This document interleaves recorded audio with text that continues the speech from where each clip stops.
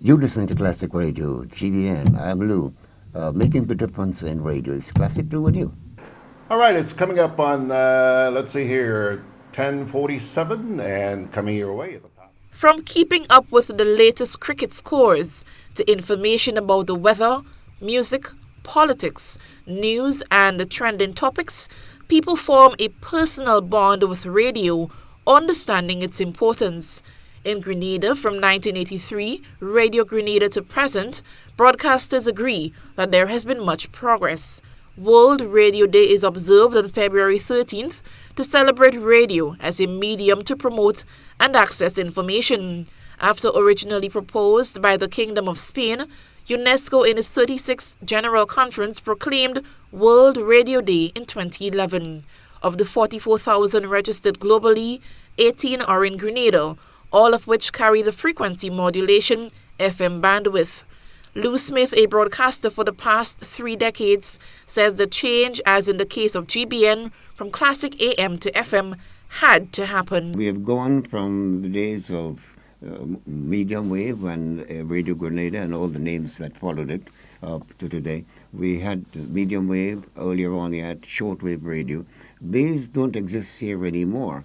And now we have everything is on the FM band, which some people are not too happy with. But be it as it may, the change has to come, and that's one of the changes that we have to live with. George Grant, another icon in the field of broadcast, says to him, "It's rather disappointing that radio in Grenada does not serve its intended purpose." It's very unfortunate that radio has not developed to the extent it should be after all those years of broadcasting here. People have licenses, people who know absolutely nothing about broadcasting, the rationale behind broadcasting, the services they can and should be providing, non-existent. Nowadays, you want to go on the air, you want to be heard on by your friends? Go on the radio, shout out somebody, that kind of thing. And unfortunately, the people of this country are suffering as a result because radio could be so influential in lifting us as a people, as a society. Both broadcasters think there is dire need for a broadcast policy. Clearly, there is indeed need for some sort of radio policy.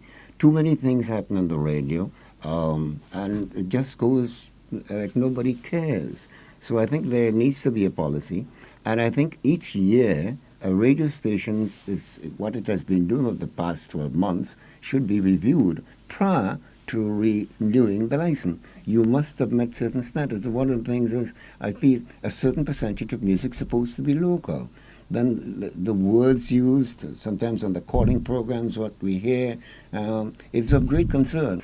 I have spent about 20 of my 30 years since I came back here on media policies, developing media policies. We have gotten help from the Americans, from the Canadians, from stations around the Caribbean, from in England, people who have been trying to help us put together a media policy so that broadcasters know what their obligations are. This is the 6th year for the celebration by UNESCO, who on Monday said, where social media and audience fragmentation can put us in the media bubbles of like-minded people, radio is uniquely positioned to bring communities together and foster positive dialogue for change.